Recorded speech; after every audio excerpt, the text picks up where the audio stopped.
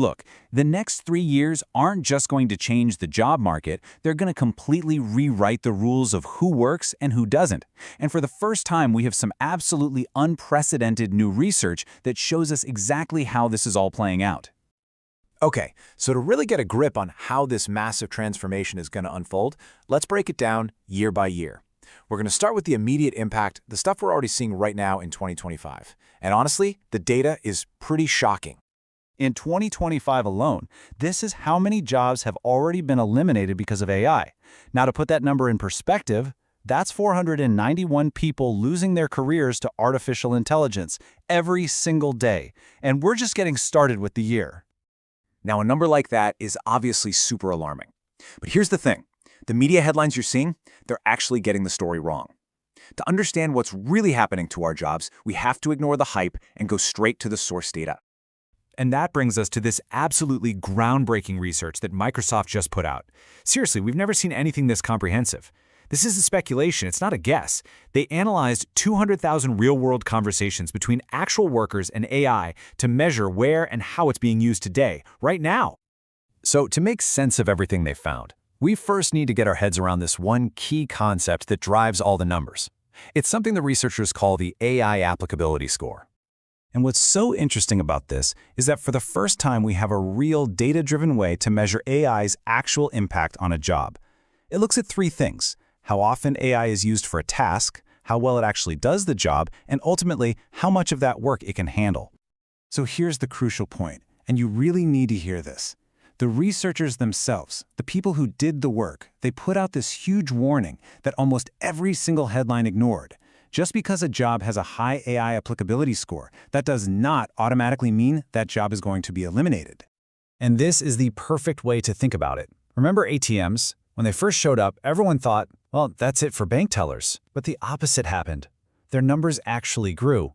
Why? Because the machine handled the boring, routine transactions, which freed up the humans to focus on higher value work, like sales and building real relationships with customers. Okay, so with that critical idea in mind, let's take a look at the specific jobs where this AI transformation is happening the fastest, according to the data. Now, the full list in the study is pretty long, but a very clear pattern starts to emerge. The jobs with the highest overlap are the ones dominated by information work. Things like writing, analysis, research, communication. Anything that relies on predictable patterns. This is exactly what today's AI is built to do. But, and this is a huge but, while a lot of roles are being transformed, this is not just a story about job loss. Far from it. The data also shows an incredible surge in brand new opportunities being created at the exact same time. This is the big scary number you see in all the headlines. It comes from the World Economic Forum, and it's the number of jobs they project are going to be displaced globally by this whole tech shift. But here's the number you almost never hear about. In that very same report, they project the creation of 97 million new roles in the same period. Do the math, that's a net gain of 12 million jobs worldwide. So, what's the catch? Well, it's a big one. This isn't a simple one-for-one swap. The new jobs being created require completely different skills than the ones disappearing. The real challenge here isn't a lack of jobs, it's the massive skills gap between the old kind of work and the new. And this slide just lays it out perfectly. This is the workforce transformation we are all living through right now. You can see the pattern, right? The routine, process-driven jobs are on the decline. And the roles that are absolutely exploding, they're all about managing, guiding, and collaborating with AI systems.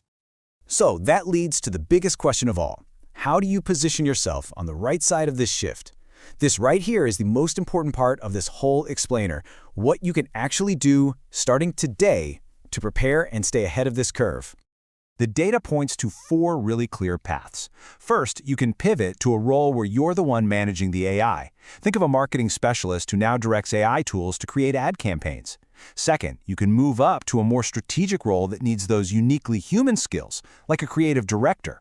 Third, you can upskill. Just learn how to use AI to become a super performer in your current job. Or fourth, you can go physical and move into skilled trades like plumbing or carpentry, where AI really has very little impact right now. And if you need any more incentive to upskill, how about this?